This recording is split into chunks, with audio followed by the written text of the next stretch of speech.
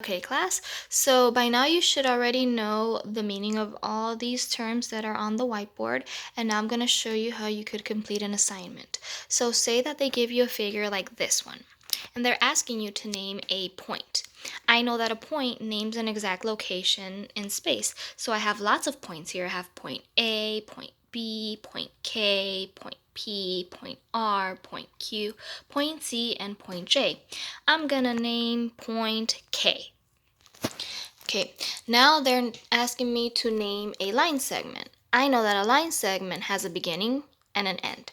So it's part of a line that has a beginning and an end.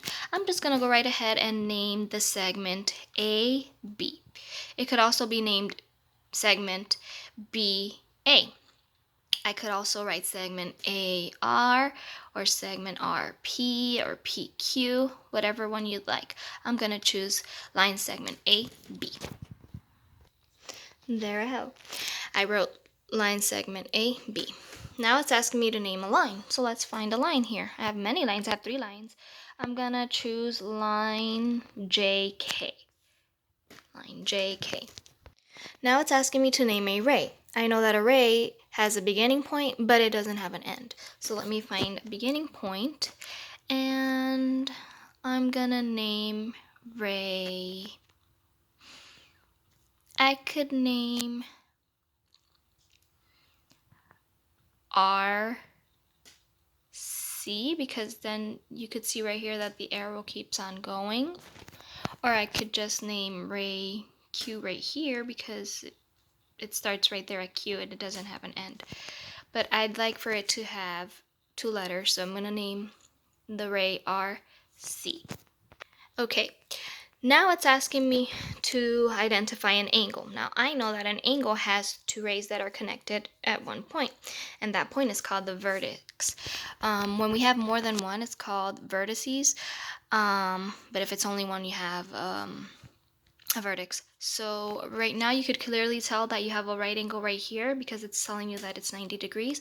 But then I also have this angle right here and this angle right here, this angle going this way, this angle going this way. I have so many angles. Just remember that when you're naming your angles, the vertex has to be in the middle. So go in order. Go from beginning to end.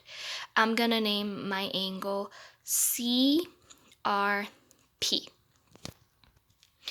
Now, it's important that you always write your vertex in the middle. See that the vertex, it's right here, it's the R, so the R would always be in the middle, even if I named my angle PRC.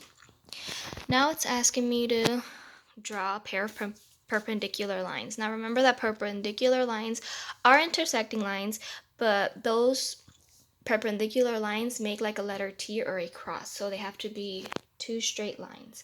Let me see if I find 2 straight lines here. Now this right here, they're intersecting, but they're not really straight.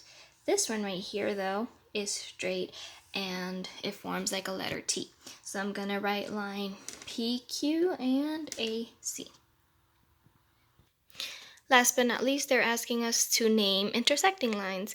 Now I could name my perpendicular lines, but that'd be cheating. So I'm just gonna find another pair of intersecting lines, and I could see right here that I have line AC and line KJ intersecting. So I'm gonna write that down. And I just wrote it down. I wrote that line AC and line JK are intersecting lines. So now I'm gonna show you a quick picture of a figure, and I'm gonna name things that I see in that figure. You might say, oh, that's just a rectangle, teacher.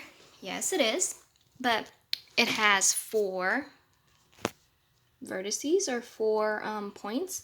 1 point right there, 1 point right there, 1 point right there, 1 point right there. It also has 2 pairs of parallel lines, lines that are gonna go and go and go and go, and they're never gonna cross each other. So if you take these 2 lines, they're never gonna cross each other, and those 2 lines right there, they're never gonna cross each other. It also has 4 angles, 1, 2, 3, 4 angles. You could say that it has a line segment, see, beginning end, so line segment, line segment, line segment, line segment, okay? Also with the letter A right there, letter A has line segments too, see the line segments right there? And it also has angles on the inside, angles on the outside. If you take a look at this bottom part right here, that angle right there, you see it? This angle right here is actually an obtuse angle because it's greater than 90 degrees. Now this angle right here, without the middle line, that angle is acute because it's less than 90 degrees, okay? I hope this video helped you understand a little bit more about these terms. If not, just ask. Bye.